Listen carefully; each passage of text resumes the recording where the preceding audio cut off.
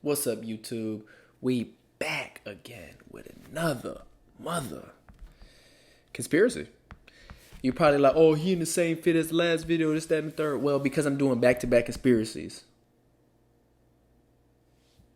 Okay?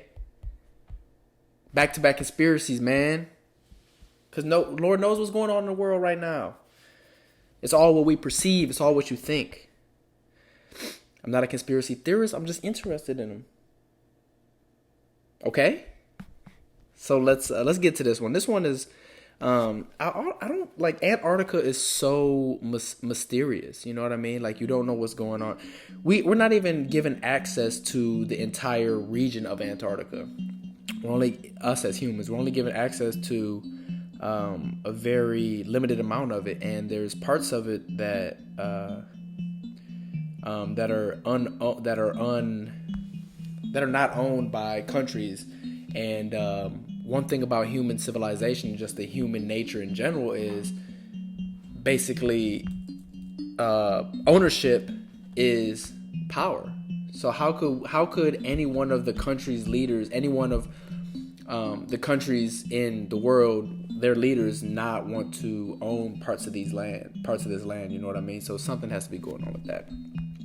So this is the Antarctica conspiracy, okay? So, basically,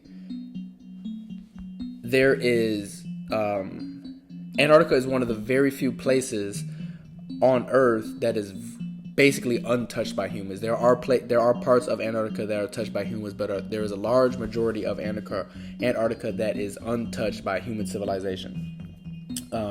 There is no native population to Antarctica. Nobody is from Antarctica. Okay, it's a very desolate area. And it's hard to get there. I don't think you can fly to Antarctica. You obviously have to take ship there, and then once you get there, you're only able to get to very limited amount of places. You know what I mean? That's what they were trying to do. So that's what they were doing on Titanic. That's what they. I knew it, bro. Titanic is a conspiracy. I knew it. It popped in my head. They were trying to get to Antarctica, probably. The government was like, LOL. We have stuff there that you can't see. So check out this iceberg. Because we got to remember, this is all a simulation, bro. The government is running the simulation, probably. The government dropped the iceberg in front of them, distracted the drivers via Hollywood. That's what was portrayed by Hollywood. Distracted them, couldn't whip them up around the iceberg. Antarctica, desolate. So basically, there are 16 restricted areas in Antarctica, and they're enforced by the Antarctica Treaty. Okay, which this treaty includes 12 countries. So another thing we know about human civilization and the powerful leaders of various countries is we can't agree on anything. You know what I mean? Unless you're Switzerland, who doesn't. I feel like Finland is a pretty cool place. I feel like Finland, Netherlands, and Switzerland, they're you know what I'm saying, they sit back and chill. I feel like they bet on wars. You know what I'm saying? It's like, all right, I got 20 million that America is going to take out Germany in World War II. And then they're watching it, they're watching the war. They're like, oh shit, bro, shoot, bro. He's like, bro, this is the last one. He's like, all right, I bet 10 mil they're gonna liberate these camps. Got him. And then there was probably all right, I got about 100,000. I got 100,000 that Russia will liberate Auschwitz and get Anne Frank out of there. And they watching it, right? They're watching it on TV. Damn! Anne Frank died 2 weeks before Russia liberated that camp. I think it was Russia. Sounded like it raining, but motherfucker, sunny.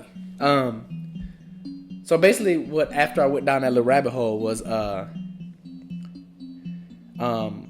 these countries can't agree on anything, but you can agree on the Antarctica Treaty, which is,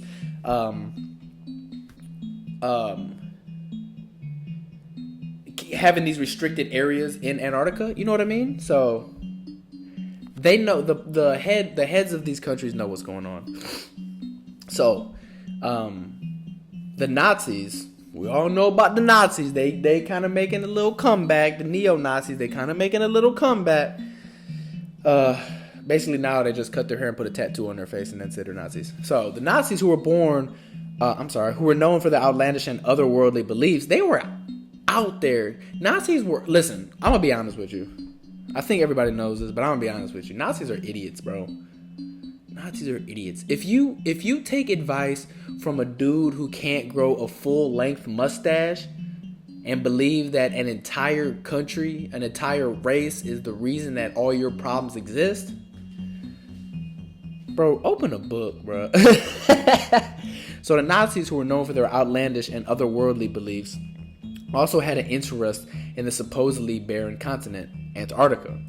They explored the Arctic region and even claimed a large plot of the land, which they named New Swabia.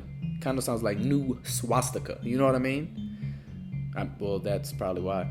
But it's named after a place in Germany. So they actually own part of this land. The Nazi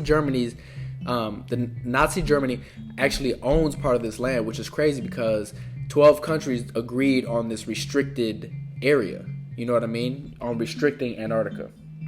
So after World War II, there was an admiral by the name of Admiral E. Byrd, who led 4,000 military troops from the U.S., Britain, and Australia in what was basically known as the Invasion of Antarctica. So listen, you're leading 4,000 troops to a desolate area, to an essentially uninhabited area, and an unowned area, like a better word.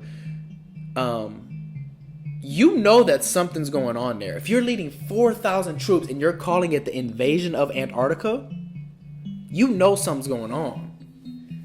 You're like, all right, hey, yo, we finna pull up on Antarctica, and then like, cuz is like, man, but like, we don't, like, nobody lives there. We don't need to pull up with a lot of people. We can take like 12 to 15 people. He's like, you need to pack that battleship. You need to pack that rowboat. You need to pack them up. Titanic Part 2. We got to pull up on the 4,000 deep. You know what I'm saying? Pack extra clips. Get 2 grenades per person. That's 8,000 grenades. He's like, bruh, but don't nobody live there. Wash. So boom, right? And this they called this Operation Highjump. Sounds like a little play on black people in the Olympics, but I'm not gonna go there. It resulted in several casualties and a missing catapult ship, the USS Pine Island. Okay, so basically they went in there. Hella people got smoked. Hella people got chipped. A catapult ship. You know what? I don't know what a catapult ship is. So this is what we're going to do. We'll catapult ship. Let me see. Oh, wow. So this is a catapult ship, basically. It's not a small ship. You heard me? It's not a small ship. So the whole hull went missing. How do you just lose a catapult ship? At least we know what the Titanic went. It was like these. It was driving, crash, bow. And then it went down like that. At least we know that where that is. This mug is missing. Like, you know how sometimes you misplace your wallet or keys? You can't misplace a catapult ship. Something's going on with that. And the fact that it was named the USS Pine Island. That motherfucker was big, bruh. Okay, so boom. Hella casualties. Hella people got smoked. We're losing ships now, okay? We're in Antarctica. The invasion of Antarctica. So, this is what conspiracy theorists think. The conspiracy theorists think that during Operation Highjump, that the 4,000 military troops, the entire brigade, kind of had a run-in with some UFOs. Now, obviously, this is unconfirmed, but as we know now in 2020, this is how I know 2020 is wild, because the government the real government that is basically the source behind all problems in the world, confirmed, bruh, that there have been UFOs. They dropped pictures. They confirmed it. This is how I know 2020 is wild. The government confirmed it, and nobody cares. We talked about it for like 2 to 3 days, about 48 to 72 hours, and we're done with it. We're like, okay, cool, we off the UFOs. So this has been unconfirmed, but it's wildly possible, though. It's wildly possible that the Operation Highjump and this military fleet ran in with some UFOs. But, we can't. If you lose a ship, bro, like, we're not going to be able to. If we can't find a ship, we're not going to be able to find these UFOs in action. So basically, right after they failed this mission, Admiral Byrd, who led this Operation Highjump, basically declared that they need to take immediate defense measures against this hostile region. And like, it's kind of like one of those things, like, if you don't go into the dog's backyard, the dog's not gonna mess with you. You know what I mean? Like, if you don't try to slap the hell out of a bee, the bee's not gonna try to sting you. So if we don't try to go to Antarctica, the UFOs aren't gonna come, and then just like I'm walking my dog on a Sunday evening, and the UFOs aren't just gonna try to snatch me up. You know what I'm saying? So basically, right after this, Admiral Byrd, who saw this, was hospitalized. Of course, this is how it always happens. Kind of starts to unravel, hospitalized, and eventually dies. He was hospitalized. He's basically made to tell that he will not hold any more press conferences. And then he shortly thereafter died. Okay, and he had a private journal, which is like, my last wish is to tell my kids I love them. You know what I mean? It's like one of those. So this sounds like a movie, y'all. So according to his private journal, there was an entrance to a whole other world in Antarctica. He said he saw it. He said he saw the entrance to a whole other world. We're going on 12 minutes. I'm going to try to speed up a little bit, because y'all don't have the mental capacity to watch this long. I'm just playing. Entrance to a whole other world in Antarctica, which he was ordered to remain silent about for the rest of his life. And then it's like, bro, like, do you believe this journal entry? Because he was in the hospital. He might have had like whatever happened in Antarctica, whatever happened through his life, he might have been traumatized to a point, had a little PTSD, so it may not have been 100% true. What kind of medications, what kind of pharmaceuticals was he on in the hospital? Why was he hospitalized? So it's like, is his mental capacity 100% there? And we can't confirm that. Do we believe the journal? Do we not believe the journal? You know what I mean? So remember, the Nazis were obsessed with this supposedly superhuman Aryan race. Okay, I haven't mentioned this before, but the Aryan race is basically known as superhuman because they've done, I guess, basically a lot of stuff that humans are unable to, in terms of like ancient Egypt and stuff like that. Not necessarily Egypt, but ancient civilization. So the Aryans were said to come from Hyperborea, a legendary continent that existed beyond the poles. I don't even know. You got north and south, and then once you get past that, you're going back towards the other one, because it's, you know what I mean. Like, where are you at? So about 60 years later, I don't even know.